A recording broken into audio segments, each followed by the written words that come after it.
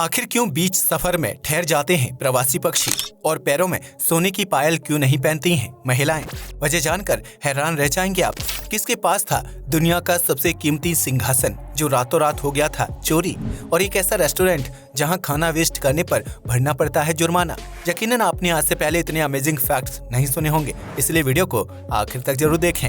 Number 1, Bharat समेत दुनिया भर के लगभग सभी देशों में डेटिंग ऐप्स की धूम मची हुई है, जिसकी मदद से युवाओं से लेकर बुजुर्ग तक हर कोई अपने लिए पार्टनर की तलाश करता है। लेकिन इन दिनों डेटिंग ऐप के साथ साथ पार्टनर को इम्प्रेस करने के लिए ऑनलाइन और ऑफलाइन कोचिंग क्लास भी दी जा रही है, जिसका एक ताजा मामला हाल ही में ट्विटर से सामने आया है। ट्विटर पर एक लड़की ने पोस्ट करते हुए कहा कि मैं लड़कों को बताऊंगी कि उन्हें डेटिंग ऐप से लड़कियों को इम्प्रेस कैसे करना है, जिसके लिए लड़कों को पर्सनल पेड सेशन लेना होगा। यानी वह लड़की गर्लफ्रेंड बनाने के लिए लड़कों को ऑनलाइन कोचिंग उपलब्ध करवा रही है, जिसके बदले वह लड़कों से एक फिक्स अमाउंट में फीस भी लेगी। इस लड़की के पोस्ट को लड़कों ने इतना ज्यादा पसंद किया कि देखते ही देखते पूरे महीने का कैलेंडर बुक हो गया, जिसकी वजह से लड़की के पास अन्य लड़कों को कोचिंग देने के लिए समय नहीं है और उसने उन लड़कों को अगले सेशन तक इंतजार करने को कहा है। नंबर 2, आमतौर पर नाइटी महिलाओं की ड्रेस होती है जिसे वह रात को सोते समय पहनना पसंद करती हैं। लेकिन इन दिनों चीन का माहौल कुछ बदला हुआ नजर आ रहा है, क्योंकि यहाँ लड़कियों और महिलाओं के बजाय पुरुष नाइटी पहनकर सोशल मीडिया पर धूम मचा रहे हैं। दरअसल चीन के कानून के तहत महिला मॉडल महिलाओं के लिए बनाए गए अंडरगारमेंट्स और नाइटी इत्यादि का प्रचार नहीं कर सकती हैं, जिसकी वजह से इन प्रोडक्ट्स को बनाने वाली कंपनियों का मुनाफा घट रहा है। ऐसे में कंपनियों ने नुकसान से बचने के लिए सोशल मीडिया पर लाइव स्ट्रीम के दौरान पुरुषों को नाइटी और अंडरगारमेंट्स पहनाना शुरू कर दिया, जिससे उन प्रोडक्ट्स का प्रचार हो जाता है और सरकार के नियमों का भी उल्लंघन नहीं होता है। ऐसे में चीन में इन दिनों ऐसे लड़कों की संख्या दिन ब दिन बढ़ती जा रही है जो सोशल मीडिया पर वीडियोस और फोटोज में महिलाओं की नाइटी व अंडरगारमेंट्स पहनकर पैसे कमाते हैं। इस काम में ज्यादा मेहनत खर्च नहीं होती है और इनकम भी अच्छी खासी हो जाती है। हालांकि इस तरह के मॉडलिंग प्रोजेक्ट करने वाले लड़कों को लाइव स्ट्रीमिंग के दौरान टॉपलेस होने की इजाजत नहीं होती है, और अगर कोई इस नियम का उल्लंघन करता है तो उस मॉडल व कंपनी के ऊपर भारी जुर्माना लगाया जाता है। नंबर 3, एक तरफ जहां दुनिया के कई देशों में खाने की कमी हो रही है, वहीं कुछ लोग खाना बर्बाद करने में कोई कसर नहीं छोड़ते हैं। ऐसे में मध्य प्रदेश के इंदौर शहर में स्थित कर्णावत रेस्टोरेंट में खाने की बर्बादी को रोकने के लिए एक अनोखी मुहिम शुरू की गई है, जहां ग्राहकों का मात्र 60 रुपए में भरपेट अनलिमिटेड भोजन परोसा जाएगा। लेकिन इस रेस्टोरेंट की एक शर्त है कि अगर कोई ग्राहक अपनी थाली में खाना छोड़ता है तो उसे 50 रुपए जुर्माने के तौर पर चुकाने होंगे। इसलिए ग्राहक अपनी प्लेट में उतना ही भोजन लेगा जितनी उसे भूख है। इस रेस्टोरेंट के मालिक का कहना है कि किसान इतनी मेहनत से फसल उगाते हैं, जबकि ग्राहक खुद ज्यादा पैसे अदा करके फूड ऑर्डर करते हैं। इसके बावजूद भी कई बार लोग अपनी थाली में खाना छोड़ देते हैं, जो किसी भूखे व्यक्ति के खाने लायक नहीं बचता है। ऐसे में रेस्टोरेंट मालिक ने आम लोगों को खाने की अहमियत समझाने और फूड वेस्टिंग को रोकने के लिए अनलिमिटेड फूड के साथ खाना वेस्ट करने पर जुर्माने का नियम बनाया है, जिससे लोगों के बीच जागरूकता बढ़ेगी। नंबर 4, आप में से ज्यादातर लोग अपनी रोजमर्रा की जिंदगी में कई बार सॉरी शब्द का इस्तेमाल करते होंगे, जो हमारी निजी जिंदगी का हिस्सा बन चुका है और इसका इस्तेमाल किसी से माफी मांगने या गलती पर शर्मिंदा होने के लिए किया जाता है। लेकिन क्या आप जानते हैं कि असल में सॉरी शब्द का मतलब माफ कीजिए नहीं होता है, बल्कि इस शब्द का असल अर्थ गुस्सा या परेशान होना होता है। दरअसल सॉरी शब्द अंग्रेजी के सरिग शब्द से लिया गया है, जिसका मतलब गुस्सा या परेशान होना होता है। हालांकि आज के समय में लगभग सभी देशों में सॉरी शब्द का इस्तेमाल माफी मांगने या फिर दुख व्यक्त करने के लिए किया जाता है, लेकिन इसका ये मतलब बिल्कुल नहीं होता है कि जो इंसान सॉरी बोल रहा है वो असल में दुखी या पछतावा महसूस कर रहा है। इसके अलावा कुछ लोग जानबूझकर सॉरी बोलते हैं, जिससे वह सामने वाले व्यक्ति पर अपना विश्वास जीत लेते हैं और उससे अपनी बात आसानी से मनवा सकते हैं।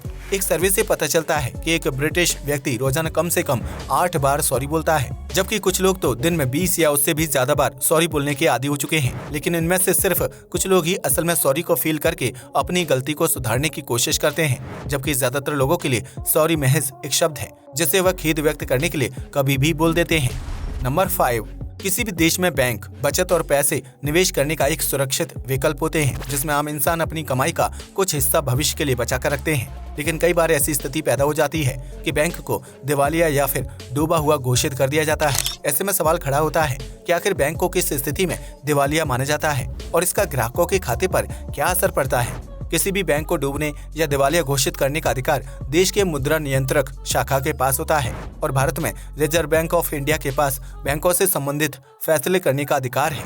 जिसके तहत किसी भी बैंक को तब बंद किया जाता है जब वह अपने ग्राहकों के प्रति दायित्वों को पूरा कर पाने में असफल होता है। इस स्थिति में बैंक में खातेदार ग्राहकों को न्यूनतम जमा राशि अदा की जाती है, जबकि केंद्र सरकार ने इसके लिए 5 लाख रुपए की जमा राशि को सुरक्षित लौटाने का कानून बनाया है। हालांकि अगर किसी ग्राहक के अकाउंट में 5 लाख से ज्यादा की धनराशि मौजूद होती है तो उस रकम को वापस हासिल करने में ग्राहक को लंबा इंतजार करना पड़ सकता है। इतना ही नहीं, जब किसी बैंक को दिवालिया घोषित किया जाता है तो ग्राहक उसमें जमा धनराशि को नकदी के रूप में नहीं निकाल सकता है और क्रेडिट व एटीएम कार्ड समेत सभी प्रकार के ऑनलाइन बैंकिंग टूल्स को भी बंद कर दिया जाता है। ऐसे में ग्राहकों का पैसा बैंक के साथ डूबता नहीं है, लेकिन उन्हें बैंक में जमा धनराशि को प्राप्त करने के लिए इंतजार करना पड़ता है, जिसकी वजह से कई लोग बैंक में पैसे जमा करने से डरते हैं।